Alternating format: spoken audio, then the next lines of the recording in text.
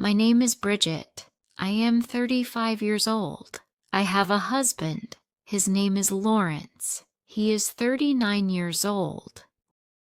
We have been married for 10 years. We have 2 lovely children. Our son is 8 years old. Our daughter is 3 years old. I always believed in love. I believed that marriage was about respect, trust, and care. I gave everything to my family. I loved my husband very much. I gave up my own dreams to support my husband's dreams. I stayed home and took care of the children. I cooked dinner, cleaned the house, and washed dishes. I thought my husband saw all this. I thought he valued me, but I was wrong. One evening, I planned something special. It was our 10th wedding anniversary. 10 years of being together. 10 years of love, struggles, and sacrifices. I saved money to buy a beautiful cake. I cooked his favorite dinner, chicken and rice. I wore a dress he liked. I asked my mother to keep the children for one night. I wanted the evening to be just for us. I waited at home. The table was ready. The candles were lit. But Lawrence didn't come. I called him, but he didn't answer. I sent a message, but he didn't reply. At midnight, I blew out the candles alone. The food was cold. I felt hurt. My eyes were full of tears. At 2 a.m., Lawrence came home. He smelled of alcohol. He was drunk. He was laughing, talking loudly on the phone with his friends. I stood there waiting for him. My eyes were red from crying. "Lawrence," I said quietly, "do you know what day it is today?" He looked at me, confused. "What?" "It's Friday." "It's our anniversary, Lawrence," I said. 10 years. He froze for a second. Then he laughed. "Oh, I forgot. Bridget, don't make it a big deal. I was busy. Work, friends, you know." My heart broke. I said, "You forgot our anniversary, Lawrence. I prepared everything. I waited for you, and you didn't even care." He rolled his eyes and said, "Stop overreacting, Bridget. It's just a dinner. Why are you making drama?" His words broke my heart. Just a dinner? For me, it was everything. For me, it was proof that our love still mattered, but for him, it was nothing. That night, I cried and cried until I had no tears left. I felt invisible. I felt unwanted, like he didn't need me anymore. The next day, I packed my bags. I packed my children's clothes. I called my mother. I said, "I can't stay here anymore. I am coming to your house." When Lawrence came back from work, he saw the bags. He said, "What is this, Bridget?" I looked at him with tears in my eyes. "I gave you 10 years of my life. I gave you my love, my care. I left my job to take care of you and our children. And you couldn't even remember one day. You didn't even feel sorry about it. I can't do this anymore. I'm leaving." He laughed and said, "What's wrong with you, Bridget? Don't be crazy. You're overreacting." "No," I said. "You are the one who does not value me. If I stay with you, I will lose myself. I can't let that happen.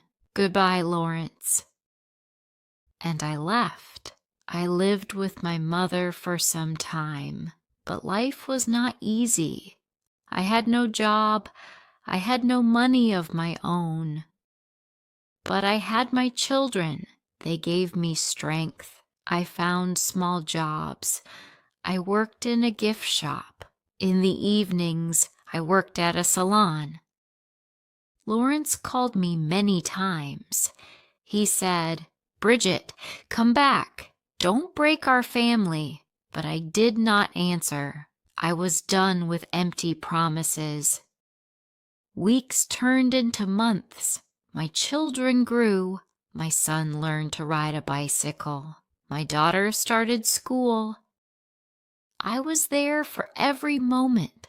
Lawrence wasn't, but he did come sometimes. He took the children for ice cream. He brought them gifts. He never forgot them. But he never asked about me. He never said sorry. He never looked me in the eyes. One night my son asked me, "Why does Daddy not live with us?" I took a deep breath. "Sometimes," I said, "adults make mistakes. Sometimes people forget you. But we both love you, my dear son. That will never change." He hugged me and said, "I love you too, Mommy." I kissed his head and said, "We will be okay." And I hoped it was true. 1 year passed.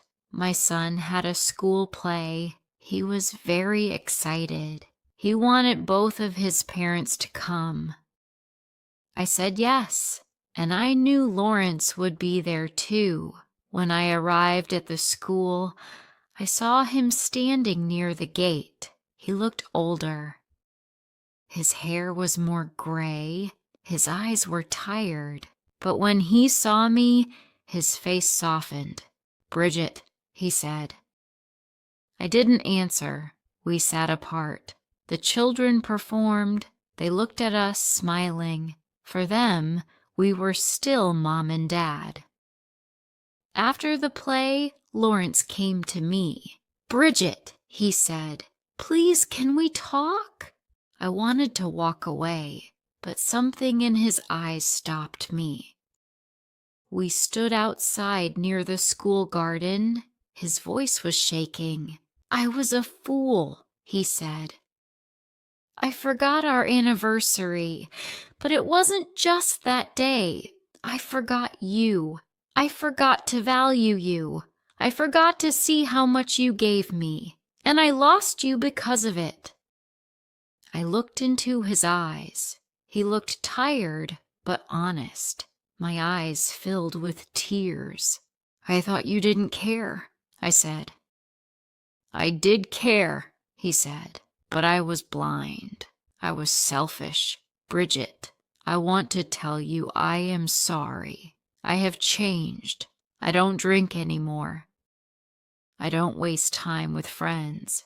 I work. I go home. But my home is empty without you. Please give me one more chance." My heart was beating fast. I didn't know what to say. At that moment, my daughter ran to us. She held my hand and looked at him. "Daddy, can you come home with us today? Please?"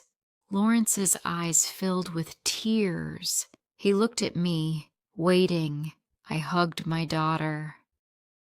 Children need their father, I thought, but can I trust him again? I looked at Lawrence.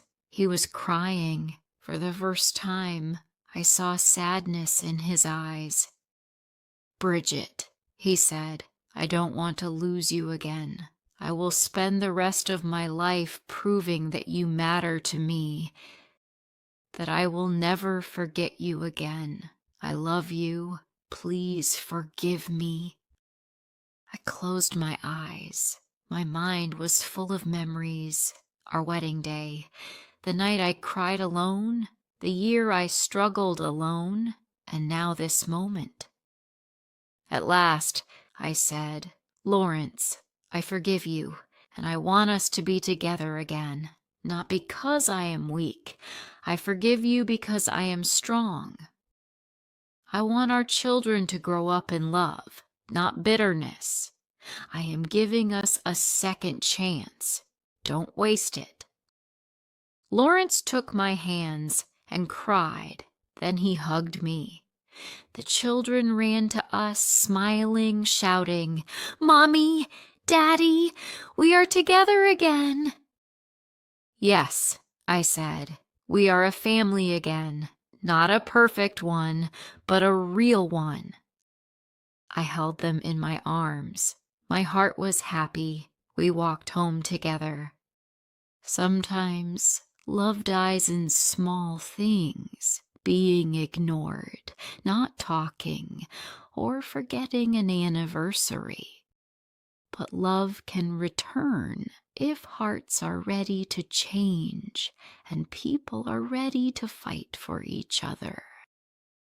If you liked this story, please like, comment, share, and subscribe.